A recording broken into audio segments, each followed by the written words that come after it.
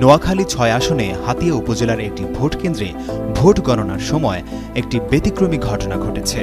১১ দলীয় জোটের প্রার্থী ও জাতীয় নাগরিক পার্টির যুগ্ম মুখ্য সমন্বয়ক আব্দুল হান্নান মাসুদের উদ্দেশ্যে লেখা এক ভোটারের হাতে লেখা চিঠি পাওয়া গেছে। বিষয়টি এলাকায় আলোচনার কেন্দ্রবিন্দুতে পরিণত করেছে। জানা গেছে, চিঠিটি ব্যালট পেপারের সঙ্গে বা সরাসরি ব্যালট বাক্সে ঢোকানো হয়েছিল বলে ধারণা করা হচ্ছে।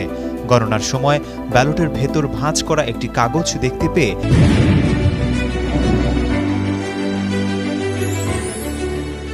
কর্মকর্তারা বিষয়টি শনাক্ত করেন। পরে সেটি খুলে দেখা যায় চিঠিটি প্রার্থী আব্দুল হান্নান মাসুদের উদ্দেশ্যে লেখা।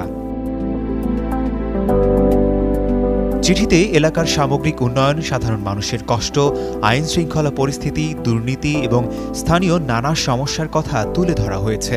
বিশেষ করে নদী ভাঙন রোধ, ভূমিহীনদের জমি হস্তান্তর, সি ট্র্যাক ও ট্রলার ভাড়া কমানো সহ দ্বীপাঞ্চলের নিত্যদিনের ভোগান্তির বিষয়গুলো উল্লেখ করা হয়। নিজেকে একজন গার্মেন্টস কর্মী পরিচয় দিয়ে ওই ভোটার লেখেন, তিনি কোনো রাজনৈতিক দল বা সংগঠনের সঙ্গে যুক্ত নন।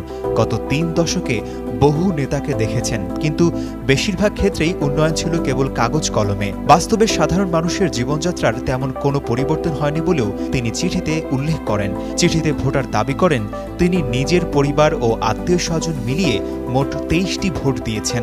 একই সঙ্গে নির্বাচিত হলে জনগণের পাশে থেকে বাস্তবসম্মত উন্নয়ন কার্যক্রম গ্রহণের আহ্বান জানান তিনি।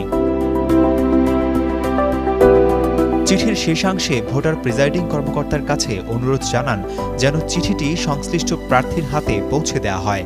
এই অনুরোধ থেকেই ধারণা করা হচ্ছে চিঠিটি সচেতনভাবে ব্যালট বাক্সে ফেলে দেওয়া হয়েছিল প্রার্থীর কাছে বার্তা পৌঁছানোর উদ্দেশ্যে।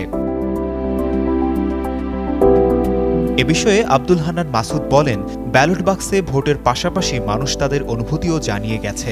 এটি জনগণের ভালোবাসা ও প্রত্যাশার প্রতিফলন। ত্রয়োদশ জাতীয় সংসদ নির্বাচনে নোয়াখালী ৬ আসনে ১১ দলীয় জোটের প্রার্থী আব্দুল হান্নান মাসুদ বেসরকারিভাবে বিজয়ী হয়েছেন। একই সাথে তিনি এবারের নির্বাচনে জয় পাওয়া সর্বকনিষ্ঠ সংসদ সদস্য। আশিকুর রহমান, যুগান্তর নিউজ।